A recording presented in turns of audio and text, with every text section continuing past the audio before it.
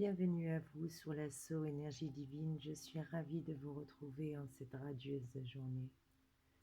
Je voulais qu'on puisse parler d'un sujet qui m'a souvent été évoqué et qui me tient particulièrement à cœur, l'aura.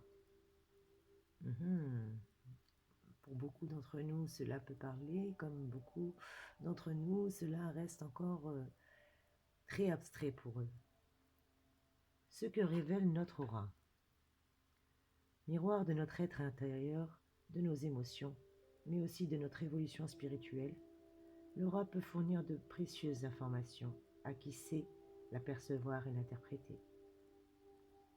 Le point sur notre double éthérique, sa nature, ses couleurs et les différentes couches lumineuses qui la composent.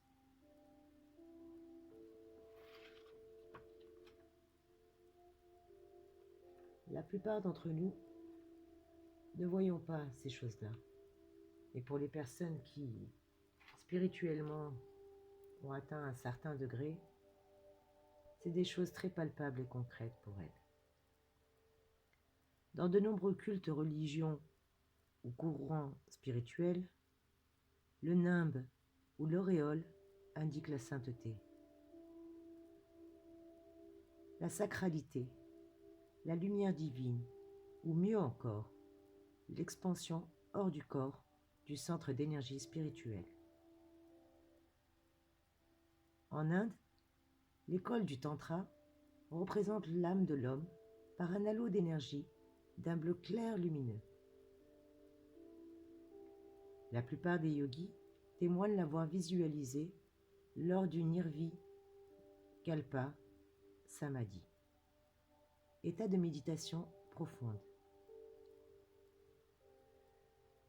Pour les théosophes, chaque étape énergétique de l'homme s'accompagne d'une irradiation, dont la vibration d'ensemble émet une couleur indiquant l'état de santé, mais aussi l'évolution de l'être incarné. Dans le Qigong, pratique énergétique chinoise, les pratiquants ont réussi à montrer, au cours de leur expérience, qu'ils émettaient des radiations plus fortes que le commun des mortels. Certaines expériences sont également tentées et réussies par des chercheurs qui confirment la présence d'une émanation énergétique du corps appelée aura ou double éthérique.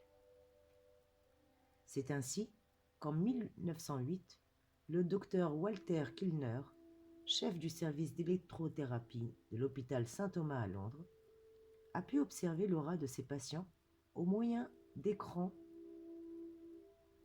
qu'il a préparés spécialement. C'étaient des écrans de décimine.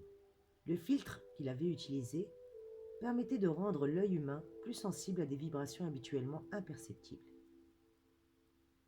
En 1911, dans un ouvrage intitulé L'atmosphère humaine, il publiait ses découvertes et notait que l'aura avait des composantes internes et externes qui se modifiaient en cas de maladie.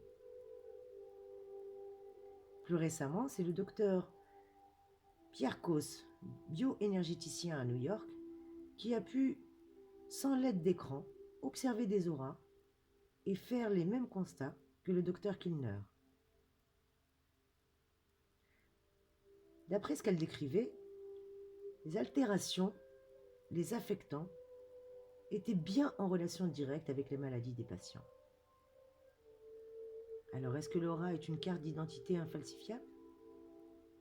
Il semblerait que oui. L'aura constitue une enveloppe qui entoure chaque forme, vivante ou non. Ainsi, c'est ce qui produit un champ électromagnétique plus ou moins grand, ou plus ou moins lumineux, ou plus ou moins coloré, selon la qualité de l'aura. L'aura sera la conséquence du rayonnement des atomes,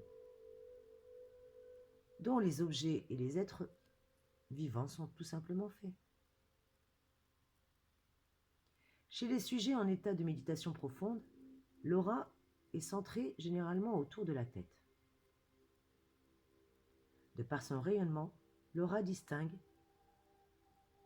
les limites, qualifie les êtres vivants et les choses. C'est en quelque sorte une espèce de carte d'identité infalsifiable pour qui sait la lire. L'aura constitue en effet une véritable espentille, capable d'indiquer avec précision les fondements de l'individu, ses habitudes, ses tendances, ses qualités, ses capacités et ses potentialités, ainsi que ses modes de vie et de pensée. Elle indique aussi, de par la variation de ses lignes de force, ses couleurs plus ou moins chatoyantes et ses lumières, l'état mental de l'individu. Les minéraux et les végétaux, les animaux et les humains possèdent plusieurs enveloppes auriques, réglées sur les différentes ondes et les différentes longueurs, car les atomes qui les composent ne sont pas les mêmes. En effet, l'aura est douée d'une grande plasticité. Selon nos émotions, nos pensées du moment, elle va se colorer différemment. Ce champ agit et réagit en liaison avec les autres champs de force existantes, ce qui lui confère un caractère mobile, mouvant.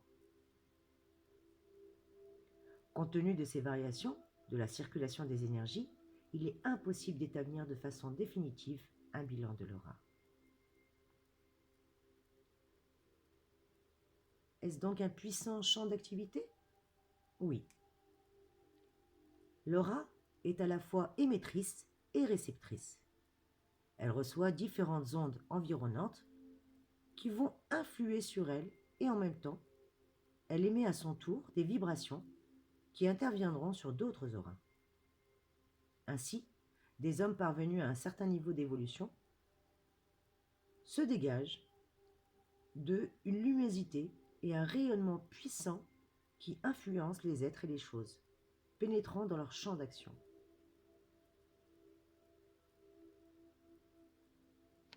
Je suis ravie de pouvoir continuer ce sujet avec vous. Je vous demande donc de bien vouloir partager, cliquer, commenter si ce sujet vous a intéressé afin que l'on puisse un peu plus l'approfondir. Je tiens infiniment à vous remercier et j'espère que ce sujet concernant la perception de l'aura vous aura plu. À très vite pour une nouvelle vidéo. Je vous embrasse. Plein de belles énergies et plein d'amour. Excellente journée à vous. À très vite.